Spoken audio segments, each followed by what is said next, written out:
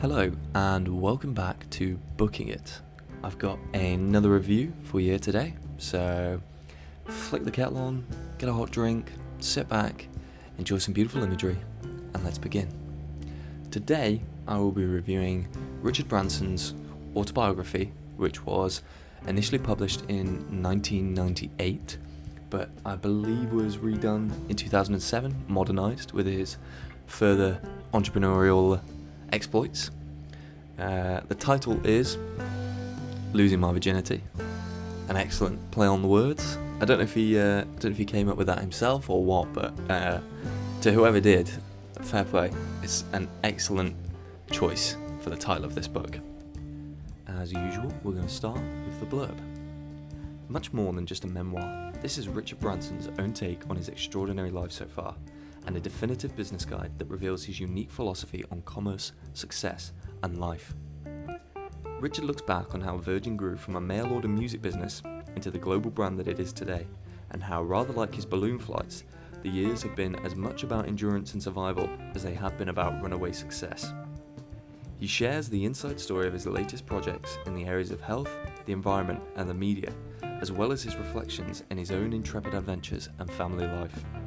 From the $25 million Virgin Earth initiative to the launch of Virgin Galactic, this is a powerful and unique look into the life of an iconic global entrepreneur. Now, to call that blurb an understatement would be an understatement in its own right. This book contains an absolute plethora of adventures, business exploits, personal stories, family life, personal experiences. It's excellent. Richard Branson's a little bit before my time. I didn't really grow up with him in the media or, as the main entrepreneurial man from the United Kingdom. But to go back and, read this book and realise all the things that, I've grown up with were some of his greatest and most successful ideas was really intriguing.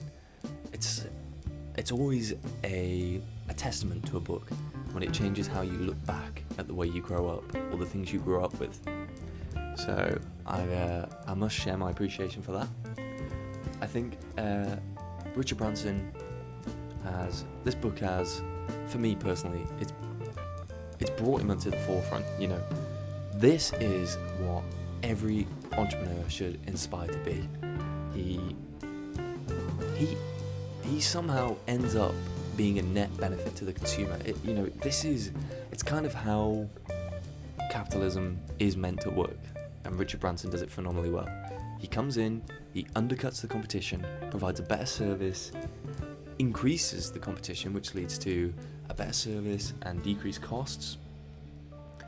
And then, in the end, of course, it's not completely altruistic. He does profit, and he's aware of that, which is also excellent. He's not trying to push forward this facade that he does it all for the good of, the average person buying a plane ticket or, a train ticket. He does admit that he's in it for the money, but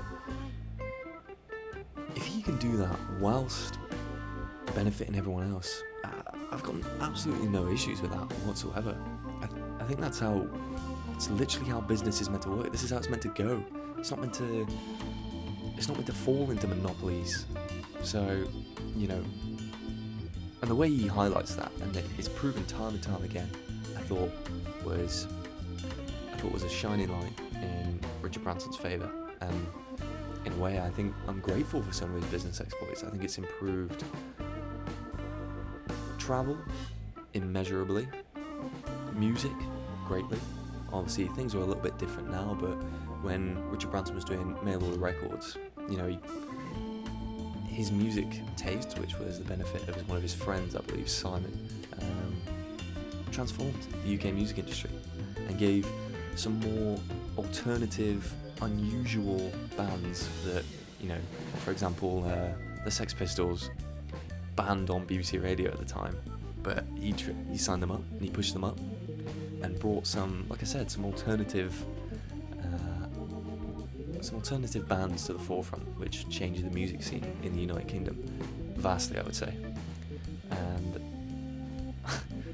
I grew up with the now that's what I call pop CDs. Those were favourites when I was a lot younger. I had no idea that Virgin Music was behind those. So again, that was a fascinating insight. The book is, I would say, in the first 3/4 is fantastically written. It's very easy to follow. It's linear in its progression, chronological. It moves around a little bit. There's a lot of variation. It takes you from, for example, a large section is obviously something that was very important to Richard Branson, which was his legal battle with British Airways and getting Virgin Atlantic, I believe it's called, Virgin Airways, set up and operating across the Atlantic from Heathrow to New York, JFK. But then it's interlaced with stories of balloon adventures around the world and family memories, personal experiences. The last quarter, I would say, is a bit eclectic. I struggled a little bit to keep track of the timeline.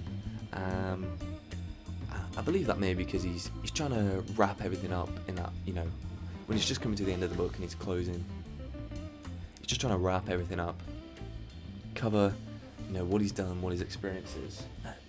Like I said, there was enough content here for several books. I had no idea this man had done so much and been so generous. The things he'd set up was phenomenal. The book is very well written. The tone is light. It's easy to follow. It's constantly interesting. The classic struggle to put it down syndrome is a sign of a good book. I would say, as target audience, I think anyone who's a little bit interested in what goes through the mind of someone who starts from scratch and becomes, a billionaire entrepreneur, or even someone that just wants to know the story behind a very prominent face in the United Kingdom. It's not particularly difficult or hard to read or particularly technical. It feels like the author's just talking to you, just telling you, as if you'd asked yourself, as if you'd interviewed the man himself, which is exactly what you want an autobiography to be. So, my final thoughts on Losing My Virginity by Richard Branson. I would say, overall, an excellent example of an autobiography with some fascinating insights into one of the UK's most successful entrepreneurs. Had me captivated throughout, had me interested. There was an excellent amount of variety, which some autobiographies can lack in. There was enough variation, definitely, to keep me interested throughout, the 400 pages that had been put together, and this is up until 2007. So I'm sure if he ever gets around to rewriting it, there's over the past 15 years, the things he's done, I'm sure there should be a second edition maybe in the works. So if you get the chance to pick it up, definitely do so. Flick the kettle on, get a hot drink, sit in a nice cafe, just climb into bed, just give it a good read. It really is interesting. I think the more we learn about truly prominent figures in business, in philanthropy, in charity work, the more well-rounded and better person. And maybe, it can inspire you a little bit, make you a little bit more aspirational. Maybe think, this guy started with a record shop, records being sent out through the post. Maybe your business idea isn't so ridiculous. Maybe it's not too small to work, It definitely inspired me to think differently about starting a business, or, that there's a lot of becoming an entrepreneur, definitely. A lot of inspiration to be found. So, if you like the video, give it a like. If you've read the book, leave your thoughts down below, what you thought. Do you agree with me? Do you disagree? What did you think of the review?